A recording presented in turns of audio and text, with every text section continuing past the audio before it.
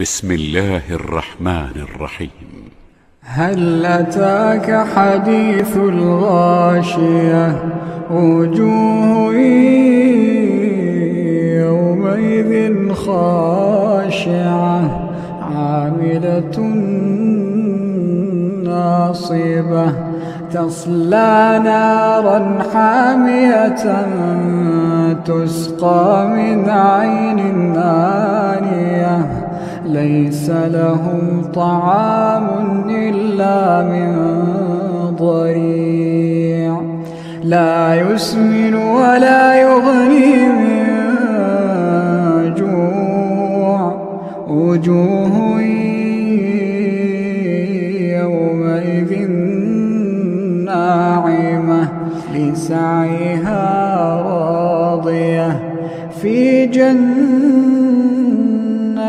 عالية لا تسمع فيها لاغية فيها عين جارية فيها سرر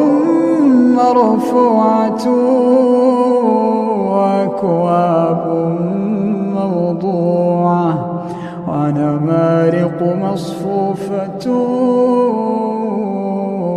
وزرابي مبثوثة أفلا ينظرون إلى الإبل كيف خلقت وإلى السماء كيف رفعت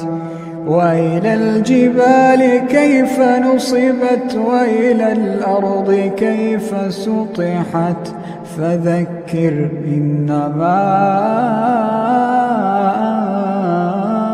أنت مذكر لست عليهم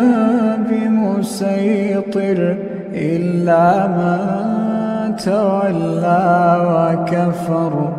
فيعذبه الله العذاب الأكبر إن إلينا